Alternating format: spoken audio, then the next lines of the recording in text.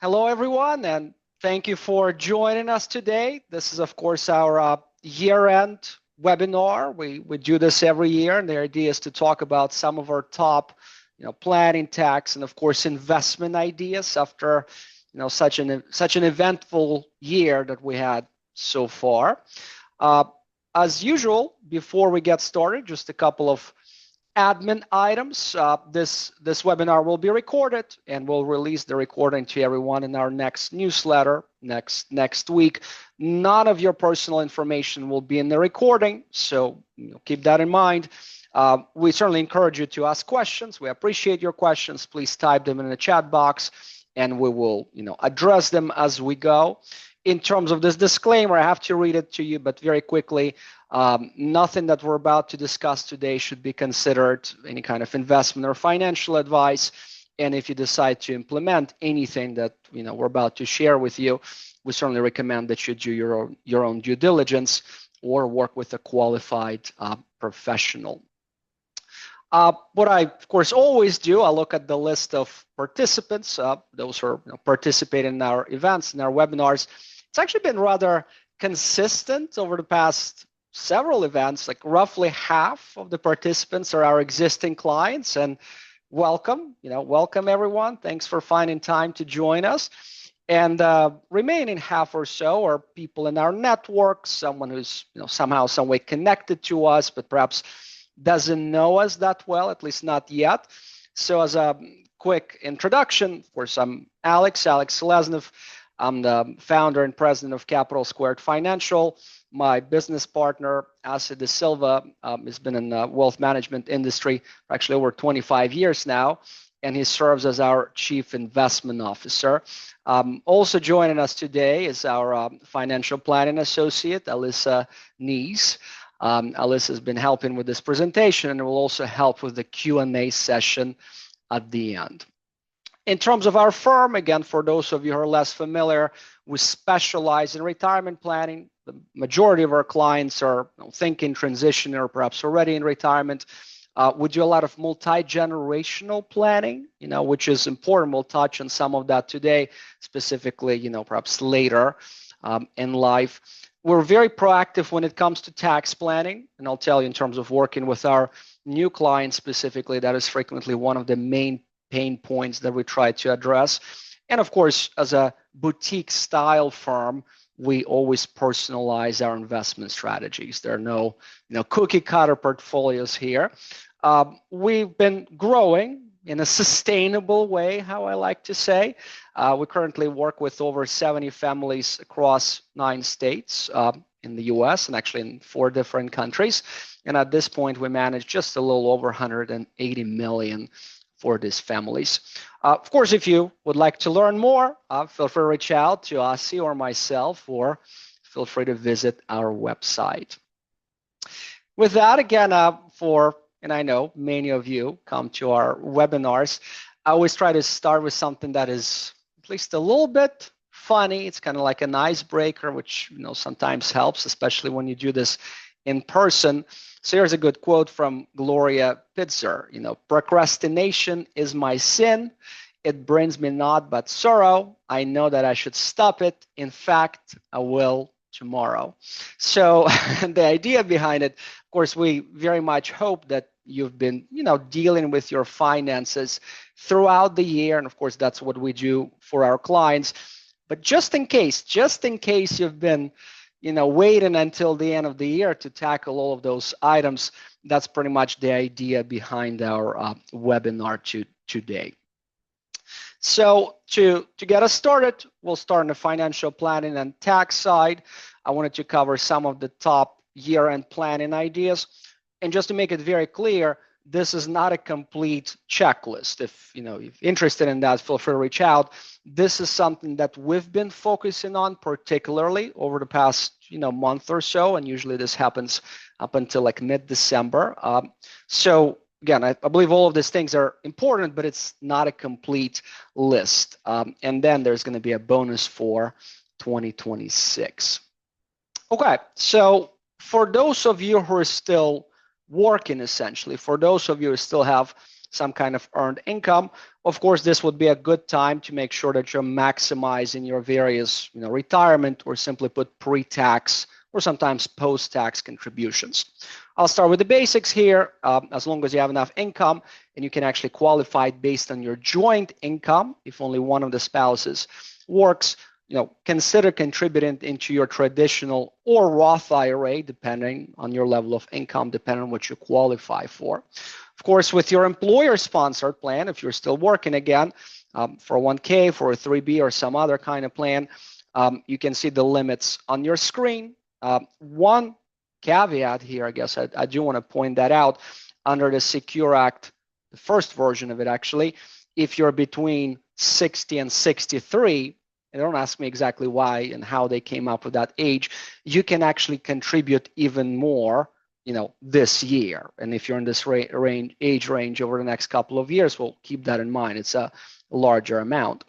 If you're self-employed, or if you have a small business and you have access to a solo 401k account, and of course we're big fans of solo 401k accounts, you can make your employee contribution, and those limits are again above that, they're the same, and that needs to happen by the end of the year. That's important.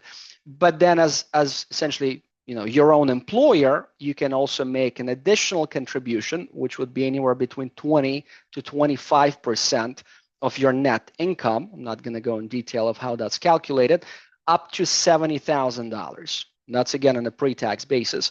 If you're over the age of 50, it's even more than that. And again, for those between the age of 60 and 63, it's over $81,000. Again, this is a great tax benefit for those who are still working and have a practice essentially. Now, this is important. We talked about this in our last newsletter, one of the latest newsletters. I'm sure there are going to be issues next year. So if you're over the age of 50 and you're still working, effective 2026, so effective January of next year, any catch-up contributions that you make must go into the Roth portion of your employer-sponsored plan, 401k or 403b or TSP. If your income in the prior year, meaning in 2025, was over $145,000, so your W-2 income. Now, at the very least, I encourage you to check with your employer to make sure that they're aware of these provisions, and I very much hope that's the case, to prevent any kind of issues with that. Now, it works somewhat differently for self-employed people, meaning it does not apply if you just have a solo LLC essentially. If you're structured as an S Corp, right, and you have wages essentially, it applies, right? So if you paid yourself over $145,000 in wages in the prior year, so that would be in 2025, in 2026, your catch-up contributions need to go into the Roth portion of your 401k. If you have questions, there are other nuances. I just don't want to, dig too deep here. Please reach out, but it's important that you're, on top of this. Other contributions, of course, in terms of, 529 plans, college savings accounts. Many of our clients, who are supporting their children or grandchildren on our end, that's mostly their grandchildren, you can make those contributions on a pre-tax basis. Most states will allow you to do that. As an example, in Maryland, it's $2,500 per beneficiary per year that you can deduct from your Maryland taxes essentially. So if you have 4 grandchildren, it would be $10,000. Can be very beneficial for you tax-wise and obviously for other reasons as well. Health savings accounts. We're big fans of those accounts. We have clients, again, who are still working and they contribute to their HSAs. For those of you who are less familiar, think of HSAs as accounts that come with triple tax benefits. And what that means, you make a contribution on a pre-tax basis. Most HSA accounts, I know, they allow you to invest, a big portion of the funds. Essentially, you need to keep some in cash. So that's, tax deferred essentially. And as long as you use the funds now or in the future for qualified medical expenses, there are no taxes to pay. So again, it's a great account, think of it as essentially creating a medical IRA for yourself. Now, switching gears here a little bit, portfolio rebalancing. And I very much hope that pretty much for everyone who is listening to us live or listening to the recording, this wouldn't be surprising. We strongly recommend that everyone rebalances their portfolio at least annually. And I'll tell you on our end, at least this year, we already rebalanced most of our managed portfolios up to 3 times, actually, because it's been a rather interesting year for us. And Asi will talk about that separately. Just to cover some of the basics, why would you want to rebalance your portfolio? Well, think of it as a systematic way of selling high and buying low without necessarily trying to time the market. Of course, many people try to accomplish that unsuccessfully by trying to time it, but you need to really do it in a systematic way, and that's what rebalancing allows you to do. At a very basic level, right, if your comfortable investment mix is 70% stocks and 30% bonds, and throughout the year you ended up at 80% stocks and 20% bonds, chances are you need to adjust it. And of course, I perfectly understand that in many cases it's not as simple as I just explained it. Where to begin? As perhaps some of you know, at least over the past year, or the past, 11 months at this point, and even over the past 2.5 years, there's this relatively small number of growth stocks, I'm not going to mention any names here, that's been responsible for a very significant percentage of the market performance. So if you have a fund or funds or maybe individual positions in those stocks, I suggest you revisit them. Where would the funds go? Well, of course, bonds is one of the options. They pay right around 4% at this point and actually performed reasonably well this year. So we'll talk about that separately. And on our end, for our clients, as part of creating, we call them Fortress financial plans, we are, of course, big fans of dividend-paying stocks, and specifically now because many of them still have, reasonable valuations in terms of, prices you would be paying for them when compared to some of the top growth stocks. Tax loss harvesting. So one of the perhaps most efficient or most beneficial, I should say, tax strategies to implement every year. If you only do it once, perhaps the benefits would be limited, but still. Now, for those of you who are less familiar, it only applies to taxable accounts. So, brokerage account or a trust account. And the idea behind it is to liquidate positions that have losses, perhaps over the past 3 months or the past year. It's possible that you have some dogs in your portfolio, so that would be a good time to revisit that. And then replace those positions with similar but not identical holdings so that your asset allocation remains more or less unchanged. Now, when that happens, you harvested those losses. You have 2 choices here. Actually, I have 3 choices. You can use them to offset capital gains in the same year, and it's entirely possible that you'll have, both in a year such as 2025. You can use up to $3,000 to offset your other income, so like earned income as an example. And if you have more than that, let's say you generated 25,000 in losses, there's actually an unlimited carry forward, and all of those remaining losses would simply be reported on your Schedule D of your tax return. So again, we've been doing this for our clients, but if you manage your portfolio on your own, I strongly recommend that you consider doing this. Now, essentially the opposite of what I just said, tax gain harvesting. So what does that entail here? Essentially, it's the opposite again of what I just said. Let's say over the past number of years, you've been diligently harvesting losses in your portfolio. And let's say this year, for the reasons I mentioned earlier, you want to rebalance, and that will likely result in some capital gains. You would be able to offset those gains again with the losses you harvested in prior years. So that would essentially result in tax-free rebalancing. So keep that in mind. The second example here, it's a little bit of a unique situation, so to speak, but something for you to be aware of. If you're a single filer, if you file a single tax return with income under 48,000, or if you file jointly with income under essentially 96,000, you would pay 0% capital gains tax. Let me just explain this a bit more. Let's say you file jointly, and between you and your spouse, you have $50,000 of income, pension and Social Security. Let's say you generated $20,000 of long-term capital gains this year. So the combined income would be 50,000 plus 20, which is 70. In this situation, you would pay 0% capital gains tax. There are other nuances here, like your standard deduction, if you're itemizing. I'm going to admit all of that, but the bottom line is if you find yourself in that level of income, consider again harvesting some gains this year, because that would allow you to rebalance your portfolio without generating any taxes, essentially any capital gain taxes. Tax withholdings. Again, this is something that's for you to review, depending on your circumstances, of course. If your overall situation is effectively identical to where you were in 2024, then perhaps not so much. But if you experienced any of the changes on this slide, again, I recommend that you review your withholdings. You switch your job, right? You got a second job, and I'll tell you, we work with a lot of government employees, and there are some shifts that happened this year. If you expect to receive or already received a large bonus, if you generated a large capital gain or loss, right? That's an example of that.